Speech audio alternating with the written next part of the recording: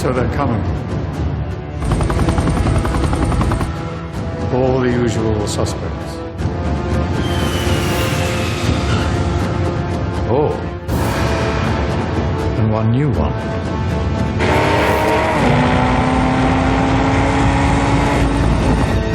You'll be hearing from us.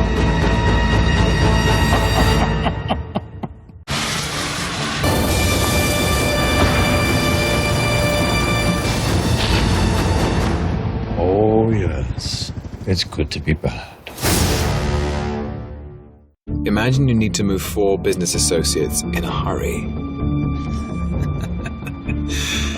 I think you know what I'm saying. It's time for a change. A new plan needs a new boss. It's time for something more surprising, more British, more Jaguar. We've already created a beast. Now it's time for a new animal. With the same potent DNA, but even more ruthlessly efficient. Unleash the cats. Yes, sir. Yes, sir. Right away.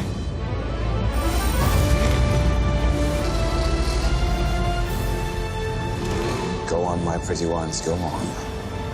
Go on.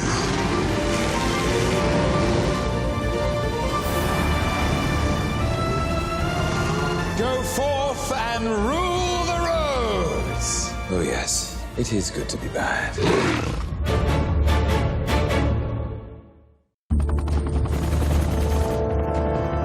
Yes, we have the right tool for the job. Things are not always as they appear on the surface. A villain is only as good, or should I say bad, as the technology at his fingertips. That's where I come in. Just like in the movies, behind every cunning plan, there's a brilliant mind.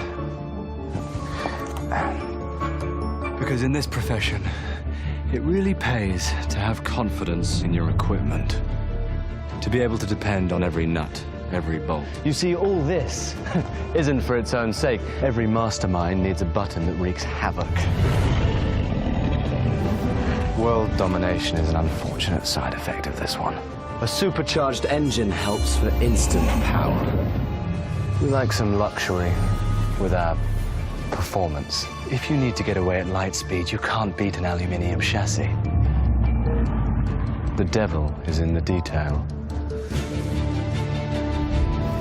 With power like this comes great opportunity. No, not yet, my pretty one. Oh, yes. There's method to our madness. Plan your escape. This royal throne of kings, this sceptred isle, this earth of majesty, this seat of Mars, this other Eden, demi-paradise, this fortress built by nature for herself against infection and the hand of war. They say Brits play the best villains. But what makes a great villain? Firstly, you need to sound distinct.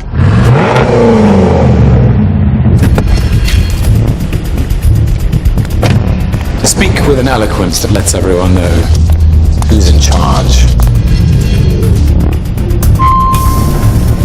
Gentlemen. Excellent. Now, a villain should have style. The suit should always be bespoke, razor sharp, like your wit.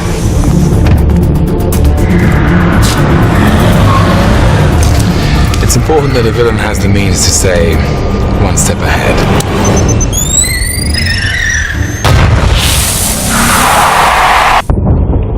World domination starts with attention to detail. Take this tiny switch, for example. It changes everything.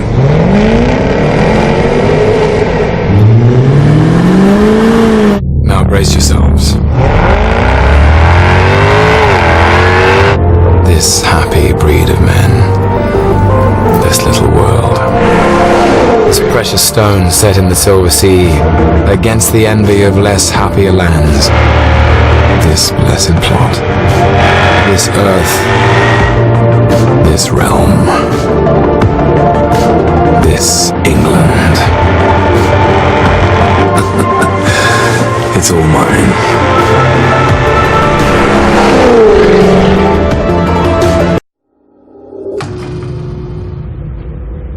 What's more exciting than designing one of the most powerful, sophisticated, and seductive automobiles in the world?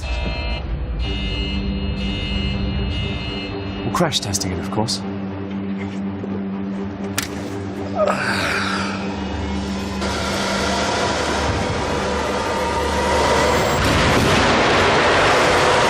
I love this job.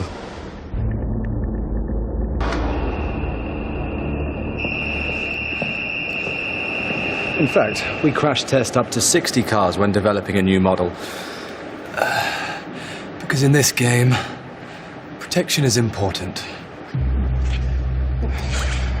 Some of my finest work. I hope you never get to see it.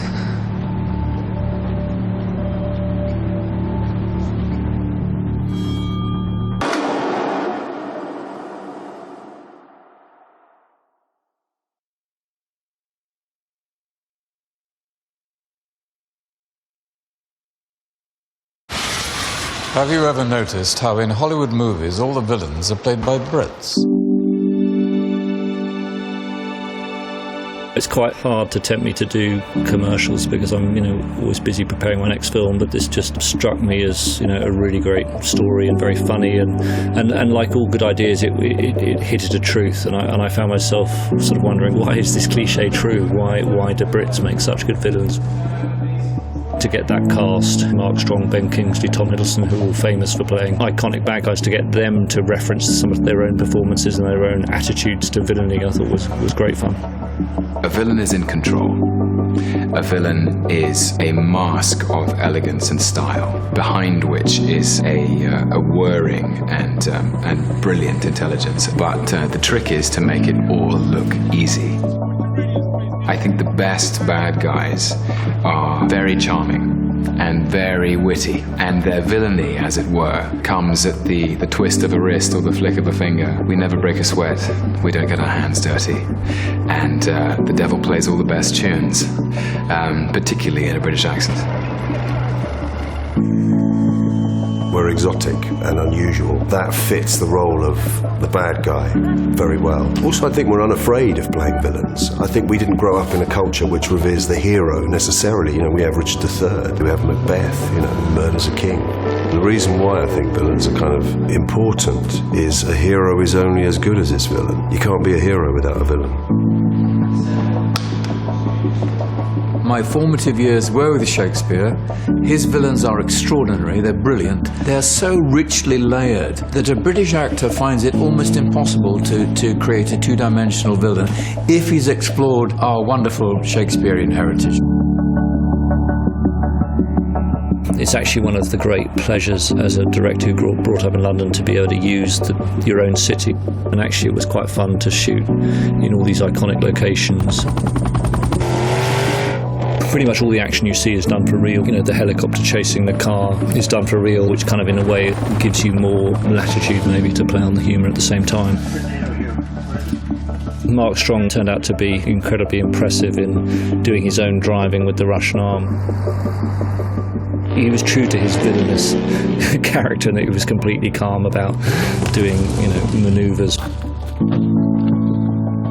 First thing I noticed about the car is the kind of roar of it. You're sitting low down, looking over that dashboard with that bonnet, with that noise. I mean, I can see why you might have thought that was a kind of villain of all cars. We recorded the score at Abbey Road, where we also did the King's Speech with the London Symphony Orchestra, who are one of the best bands in the world.